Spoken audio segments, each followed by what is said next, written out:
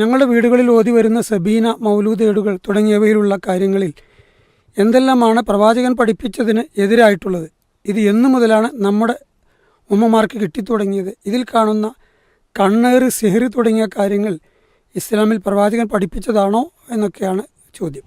മൗലിദ് കിതാബ് എന്ന് മുതലാണ് ഇത് വന്നത് എന്ന് ചോദിച്ചാൽ വളരെ കൃത്യമാണ്. ഹിജ്റ 300 ശേഷമാണ്. അതിൻ്റെ മുമ്പ് ഇതില്ല.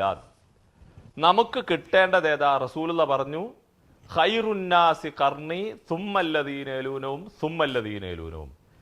ഉത്തമരായ കാലക്കാർ എൻ്റെ കാലക്കാർ, സഹാബത്തിൻ്റെ കാലം, പിന്നീട് അവരുടെ ശിഷ്യന്മാരായ താബികളുടെ കാലം, പിന്നീട് അവരുടെ ശിഷ്യന്മാരായ തബഉ താബികളുടെ കാലം.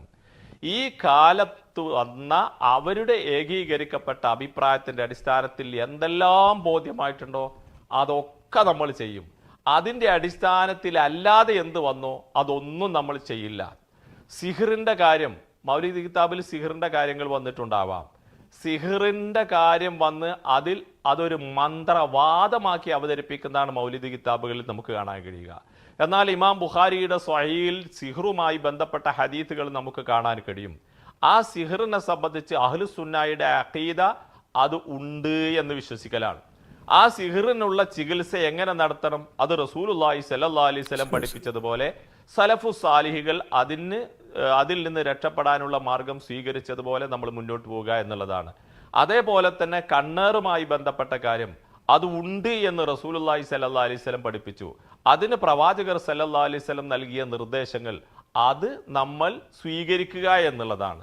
മൗലിദ് കിതാബുകളിൽ വളരെ ഗുരുതരമായി, മൗലിദ് കിതാബ് എന്ന് പറഞ്ഞാൽ നമ്മുടെ വല്ലപ്പുഴയിൽ നമ്മുടെ പണ്ഡിതന്മാർ, അതായത് നമ്മുടെ വിഷ്ണു സമിതിയുടെ പണ്ഡിതന്മാർ മറുപക്ഷത്തുള്ള സമസ്തയുടെ പണ്ഡിതന്മാരുമായി ഇരുന്നപ്പോൾ അവർക്ക് ഒരു 4 കിതാബ് പോലും, മൗലിദിന്റെ കിതാബിൽ ഒരു 4 പോലും ഉറപ്പിച്ച് ഇത് ഞങ്ങൾ സ്വീകരിക്കും എന്ന് പറയാൻ ധൈര്യം കാണിച്ചില്ല. 5-മത്തത് ഒരെണ്ണം അവർക്ക് പറയാൻ കഴിഞ്ഞില്ല. അതേ സ്ഥാനത്ത് നമ്മുടെ നാട്ടിലവിടെ 313 ഏടുകൾ, 313 വക, അതുപോലെ തന്നെ 5555 വക ഏടുകൾ, ഇങ്ങനെയൊക്കെ ഉണ്ട്. പക്ഷേ ഈ 5000-500 ഏടുകൾ ഉള്ളതിൽ ഒരു 4 പോലും ഉറപ്പിച്ച് ഞങ്ങൾക്ക് പറയാൻ കഴിയില്ല. ഞങ്ങളുടെ കോളേജിൽ നിന്ന് ഒരു 5 ശരിയാക്കിയിട്ടുണ്ട്, അതിനെപ്പറ്റി ചോദിച്ചോളിയും. എന്നാൽ എൻ്റെ വീട്ടിലുള്ള എൻ്റെ വല്യമ്മ ഓതനെ വലിയൊരു മൗലിദ് കിതാബുണ്ട്, അത് ശരിയാണോ ഉസ്താദേ എന്ന് ചോദിച്ചപ്പോൾ അത് ശരിയാണെന്ന് പറയാൻ ഞങ്ങൾക്ക് നിർവാഹമില്ല എന്ന് പറഞ്ഞത് കേരളത്തിലെ മുഖാമുഖങ്ങളിലും വാദപ്രതിവാദങ്ങളിലും ഒക്കെ നിറഞ്ഞു നിൽക്കുന്ന വലിയ വലിയ മൂല്യന്മാരാണ്. അപ്പൊ ഇതിൽ നിന്ന് നമുക്കൊരു കാര്യം ബോധ്യമാണ്, മൗലിദ് കിതാബുകളിലുള്ള കാര്യങ്ങൾ ശരിയാണെന്ന് ഇത് കൊണ്ടിടക്കുന്ന ആൾക്കാർക്ക് പോലും അറിയില്ല എന്നാണ് നമ്മൾ മനസ്സിലാക്കേണ്ടത്. അത് ഇരുട്ട് തപ്പുന്ന പരിപാടിയാണ്. മുസ്ലിങ്ങളായ ആളുകളുടെ കയ്യിൽ ആകാശത്ത് നിന്ന് അള്ളാഹു ഇറക്കിയ പരിശുദ്ധ ഖുർആൻ നമ്മുടെ കയ്യിലുണ്ട്.